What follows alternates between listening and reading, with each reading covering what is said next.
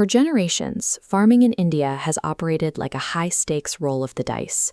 You prep the soil, plant the seeds, and hope the sky cooperates.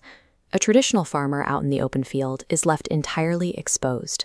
A sudden winter frost, a delayed monsoon, or a blistering drought can instantly wipe out months of intense physical labor and financial investment. But modern agricultural startups are abandoning that approach. Instead of gambling against the elements, they are building physical barriers to lock the weather out completely. By treating agriculture as a highly controlled, tech-driven operation rather than a game of survival, they are leveraging an incredibly efficient system known as Polyhouse Farming. A polyhouse is a structural iron skeleton wrapped tightly in specialized UV-stabilized polythene sheets. Looking at this schematic, you can see how it manipulates the physical environment. External threats like scorching heat, freezing winds, and invasive insects bounce right off the exterior. Inside, the farmer dictates the exact temperature and humidity levels required for maximum growth. Water isn't wasted by flooding the soil. A network of drip irrigation pipes delivers precise measurements of water and nutrients directly to the root zone of each individual plant. When a plant doesn't have to expend energy fighting off pests or recovering from heat stress, it focuses entirely on fruiting. This controlled isolation yields 3 to 5 times more produce than an open field of the exact same dimensions. Removing the unpredictable variables of nature mathematically multiplies the total output of the farm. You don't build a climate-controlled facility to grow standard grains like wheat or rice. To maximize returns, this advanced infrastructure is reserved strictly for premium, high-value goods. That means dedicating the space to highly profitable variants, vibrant colored capsicum, seedless English cucumbers, and delicate cherry tomatoes. It also extends to high-demand wedding flowers like orchids and gerberas, or sensitive crops like strawberries, which thrive perfectly on these elevated interior platforms.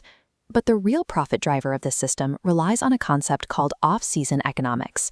Take tomatoes as an example. During severe winters, traditional open field farms simply cannot produce them.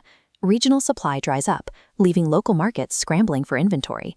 This graph illustrates why timing matters.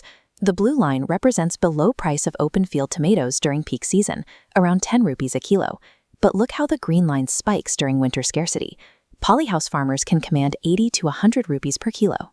By controlling the climate, the farmer controls the clock, monopolizing local supply at the exact moment market demand hits its absolute peak.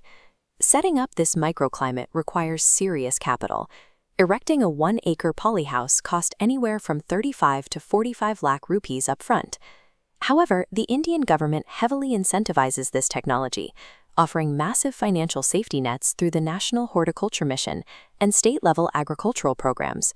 This animated balance sheet shows how the subsidy works in practice.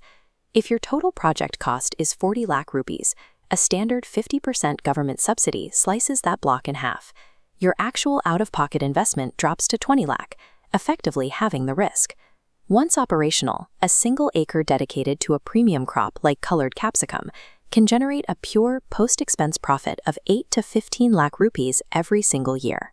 For those ready to start, the first step is visiting the district horticulture department to arrange proper soil and water testing and begin the subsidy application.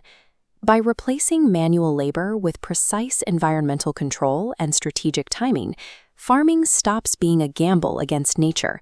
It becomes a highly predictable, climate-resilient machine for generating wealth.